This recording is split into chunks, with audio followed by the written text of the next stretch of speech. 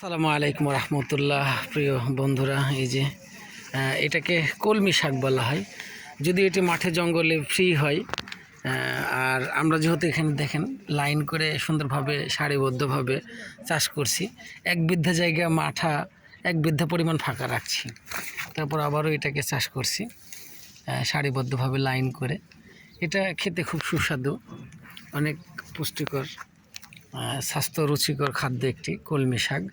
বাজারে কিনতেও পাওয়া যায়। সব মিলিয়ে প্রিয় বন্ধুরা, নিজের বাড়ির আশেপাশে খালি জায়গাতে কলমি সবজি চাষ করলে কিন্তু খারাপ হয় না। রুচিসম্মত খাদ্য বাড়িতে তৈরি করে খাওয়া যেতে পারে এবং নিজের হাতের সবজি চাষ তো আরও সুস্বাদু হবে ইনশাল্লাহ।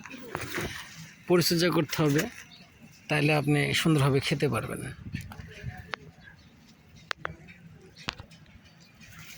দেখুন প্রিয় বন্ধুরা, কলমি শাক বড় হয়ে যাচ্ছে। বৃষ্টির অভাবে খুব একটা ভালো হয়নি, বা আশা করি আলহামদুলিল্লাহ আবারও ভালো হয়ে উঠবে।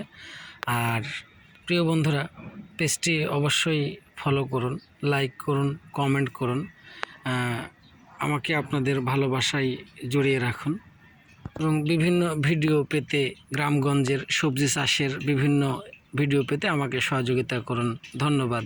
আসসালামু আলাইকুম ওয়া রাহমাতুল্লাহি ওয়া বারাকাতুহু।